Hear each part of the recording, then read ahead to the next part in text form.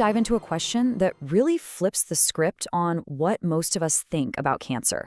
The goal here is to show you why this disease isn't some modern problem, but actually an ancient challenge that's been around for millions and millions of years. Let's get into it. You've probably heard this, right? It's a really common idea. We connect cancer with modern life.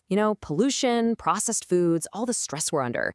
It just feels like a modern disease, a problem that came along with the world we built. But what if that's not the whole story? Not even close. What if the real story of cancer started long before any cities or factories or even humans existed? What if it started with the dinosaurs? Okay, so to find the real origin of cancer, we can't just look in today's medical journals. We have to become paleontologists for a minute. We have to look at the fossil record, at the clues that have been hidden away in ancient bones for millions of years. This is where things get really fascinating. So our first stop on this journey is 77 million years in the past. We're in the late Cretaceous period. This is a time when massive, horned dinosaurs roamed the Earth. And it was right here that scientists found something truly mind-blowing. And what's so wild is how sure they were. This wasn't some weird bump they couldn't identify. They used modern medical technology, like CT scans and microscopes, to analyze this dinosaur's leg bone. And the diagnosis was clear. It was an aggressive bone cancer called osteosarcoma. That's a cancer that people still get today. So think about that.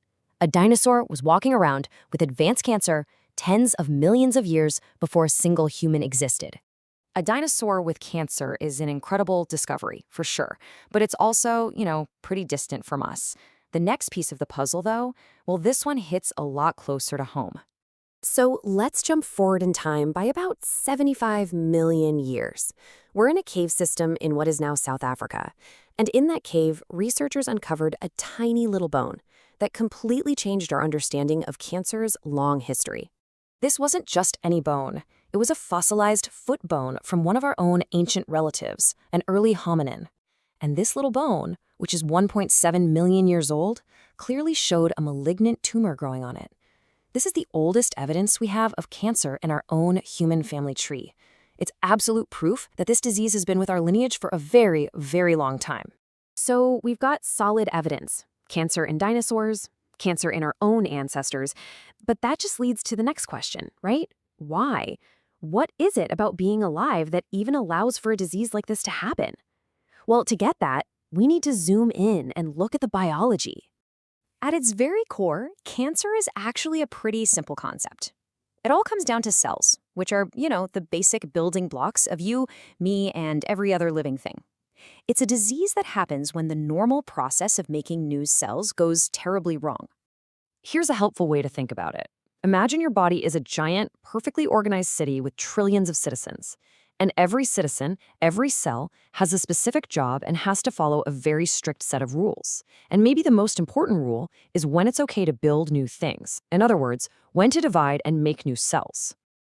Okay, so in this city, a normal law-abiding cell only divides when it's supposed to, like to replace an old cell or to fix some damage. But once in a while, a little typo, a genetic mutation gets into its instruction manual, its DNA.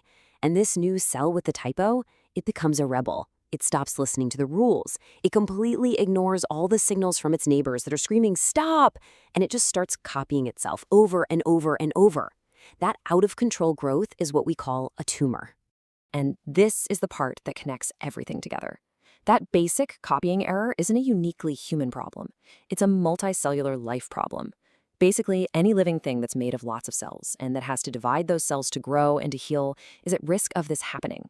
That includes dinosaurs, our early ancestors, and yes, us. It's a fundamental bug in the system. So let's put it all together. What does all this ancient history really tell us about cancer? Well, it gives us a totally new way of looking at it, a new perspective.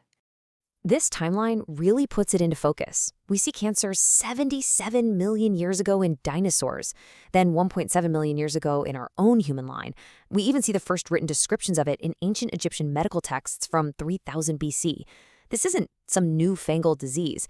It's an ancient enemy that only now, in our modern world, are we starting to really understand and figure out how to fight. And that's the main takeaway here.